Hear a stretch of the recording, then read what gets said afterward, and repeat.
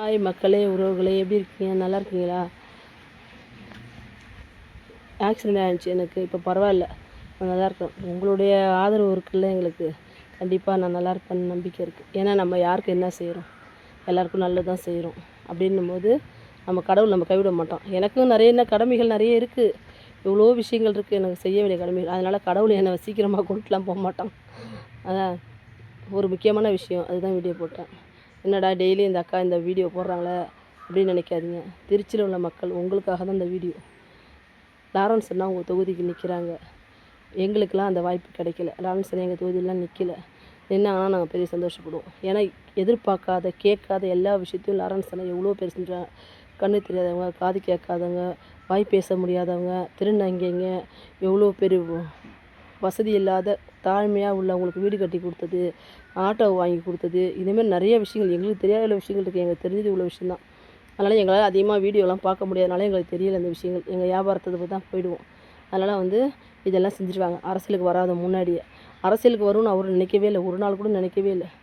இது மக்களோட வற்புறுத்தினால இந்த எலெக்ஷனுக்கு நிற்கிறாங்க. அவங்க ஜெயிச்சிருவாங்கன்னு நம்பிக்கை இருக்குது. அதெல்லாம் ஓரளவுக்கு ஒரு லெவல் அளவுக்கு ஜெயிச்சிருவாங்க. ஆனால் எங்களோட ஆசை என்னென்னா அதிக ஓட்டில் ஜெயிக்கணும் தான் எங்களோட ஆசை அவங்க. அதனால் நீங்கள் எல்லாமே அவருக்கு முக்கியத்துவம் கொடுங்க.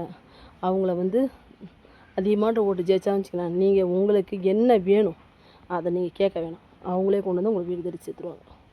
அதனால் கண்டிப்பாக லாரன்ஸ் அண்ணா உங்களுக்கு என்ன செய்யணும் அவங்களுக்கு தெரியும் இல்லையா? ஏன்னா ஒரு அடிப்படை விஷயத்துலேருந்து வந்தவங்க அவங்க. இந்த திரையுலகத்தை பொறுத்த வரைக்கும் நிறைய பேர் கஷ்டப்பட்டு நடிக்க வந்தவங்க எல்லாருமே ஒரு ஸ்டேஜில் ஆகி வசதி கோடி மேலே பார்த்துருவாங்க. ஆனால் மக்களை இது வரைக்குமே ஏழ்மையான மக்களை யாரையுமே அவங்கள பார்க்கணுன்னு நினைக்கல. அவங்கள பற்றி யோசிக்கல. அவங்க லெவலுக்கு இல்லை, அவங்களுக்கு மேலே உள்ளவங்க பெரிய பெரிய ஆளுங்க, மல்டி மில்லியனர் அந்தமாரி உள்ளவங்கள தான் அவங்க உறவு வச்சுட்டு அவங்களுடைய தகுதியை வளர்த்துக்கிறாங்க. ஏற்றி விட்ட ஏனையை யாருமே கவனிக்கலை. லாரன்ஸ் அண்ணா, கேபிஒய் பாலா, விஜய் அண்ணா, சூர்யா அண்ணா, எனக்கு தெரிஞ்சது இவ்வளோ தான். இன்னும் நிறைய பேர் இருக்காங்க.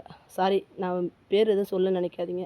இவங்களாம் இருக்காங்க. ஆனால் அந்தமாரி உள்ளவங்கள நமக்கு செஞ்சாங்க, மக்களுக்கு செஞ்சாங்க. அதனால் நீங்கள் அவங்கள திரும்பியும் அடுத்த ஸ்டேஜ் செய்கிற அளவுக்கு வைங்க.